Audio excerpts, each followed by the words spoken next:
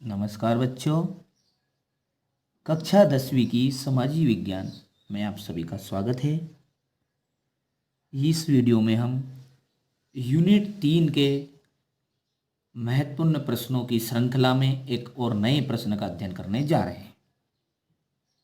तो आइए अब हम प्रश्न को देखते हैं, और यदि आपको वीडियो अच्छा लगता है तो आप अपने दोस्तों के साथ इसे शेयर जरूर करिएगा ताकि उन्हें भी इसका लाभ मिल सके। प्रश्न है हमारा, आंतरिक जल परिवहन की प्रमुख बाधाएं कौन कौन सी है। जो आंतरिक जल परिवहन है उसकी प्रमुख बाधाएं कौन कौन सी है। तो उससे पहले आप परिवहन को समझिए कि परिवहन क्या है। देखिए, परिवहन उस सुविधा को कहते हैं जिसमें कोई भी सजीव या निर्जीव को एक स्थान से दूसरे स्थान तक ले जाते हैं, इसे कहते हैं परिवहन। कि परिवहन उस सुविधा को कहते हैं जिसमें कोई भी जीव या निर्जीव, भले वो सजीव हो या निर्जीव हो या वस्तु है, उसको एक स्थान से हम दूसरे स्थान तक ले जाते हैं, उसे कहते हैं परिवहन।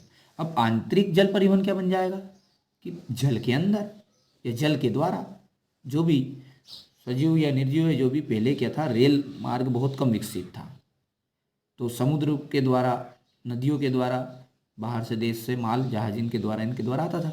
तो उसके लिए प्रमुख बाधाएं कौन कौन सी है, उसके लिए आने वाली समस्याएं कौन कौन सी है।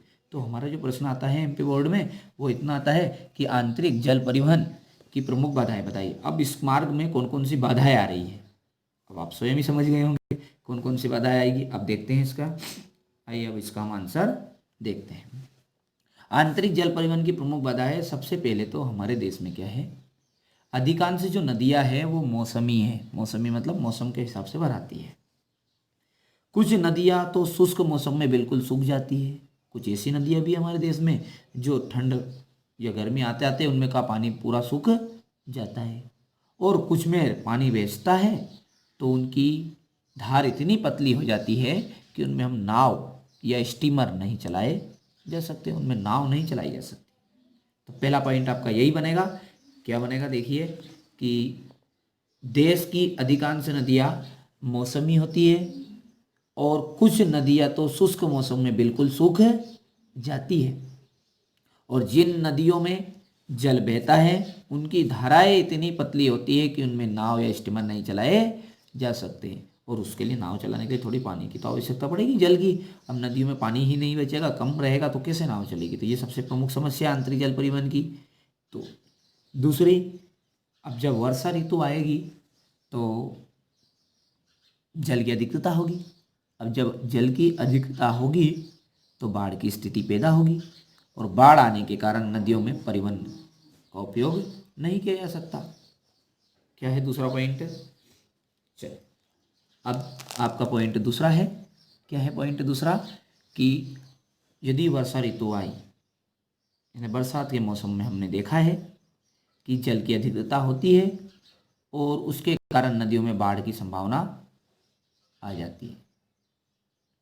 तो जब बाढ़ की समस्या आती है तो उस समय हम नदियों का उपयोग परिवहन के लिए नहीं कर सकते। तो दूसरा पॉइंट आपका यही बनेगा कि वर्षा ऋतु में जल की अधिकता होने के कारण बाढ़ की स्थिति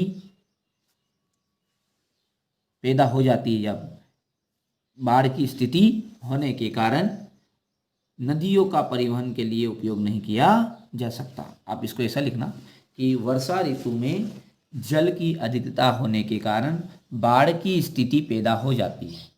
क्या लिखेगा, वर्षा ऋतु में जल की अधिकता होने के कारण बाढ़ की स्थिति पैदा हो जाती है, जिसके कारण हम नदियों का उपयोग परिवहन के लिए नहीं कर सकते। दो पॉइंट हो चुके आपके। पहला क्या बताया था, बोलिए, कि देश की अधिकांश नदियां कैसी होती है, हमारे देश की अधिकांश नदियां मौसमी होती है, और कुछ नदियां तो शुष्क मौसम में बिल्कुल सूख जाती है। जिन नदियों में जल बहता है उनकी धारा इतनी पतली होती है कि उनमें नाव या स्टीमर नहीं चलाए जा सकते। दूसरा पॉइंट क्या दिखा हमने, कि वर्षा ऋतु में जल की अधिकता होने के कारण बाढ़ की स्थिति पैदा हो जाती है, और इस स्थिति के कारण हम नाव का उपयोग नदियों में नहीं कर सकते, या परिवहन के लिए नदियों का उपयोग नहीं कर सकते। ये लिख लीजिएगा। तीसरा है कि सदा नीरा नदियाँ। अब सदा नीर नदियाँ जो रहती है उनके कहते हैं हमेशा बहती रहने वाली नदियों को हम क्या कहते हैं? सदा नीरा नदियाँ कहते हैं। क्या कहते हैं उसे? सदा नीरा नदियाँ। ये बड़ा की मात्रा है। सदा नीरा नदियाँ से सिंचाई के लिए जगह जगह से नहरें निकाली गई है। जगह जगह से क्या किया गया है? निकाली गई है नहरें, और इसके कारण नदियों का जल स्तर कम हो जाता है और मार्ग में बाधा उत्पन्न हो जाती है, जिससे जो मार्ग होता है वो बाधा युक्त हो जाता है। तो इसी प्रकार आप तीसरा पॉइंट लिखिएगा कि सदा नीरा नदियों से सिंचाई के लिए जगह जगह से नहरें निकाली गई है, जिससे नदियों का जल स्तर कम हो जाता है और मार्ग में बांध बनाने से तथा मार्ग में बांध बनाने से मार्ग बाधा युक्त हो जाता है। समझ में गया? चौथा पॉइंट और देख लीजिए इसका। चौथा पॉइंट क्या बनेगा? अब दक्षिण भारत की जो नदियां है वो पथरीले मार्गों से होकर बहती है।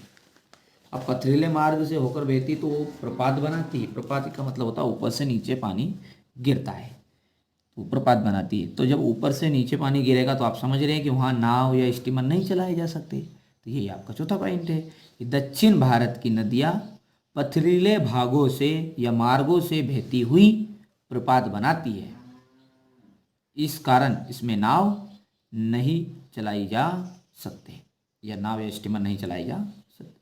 जैसा आपको अच्छा लगे वीडियो में देख लीजिएगा और अच्छे से लिख लीजिएगा। ये आप इसको नोट अप कर लीजिए। ये आपका प्रश्न था।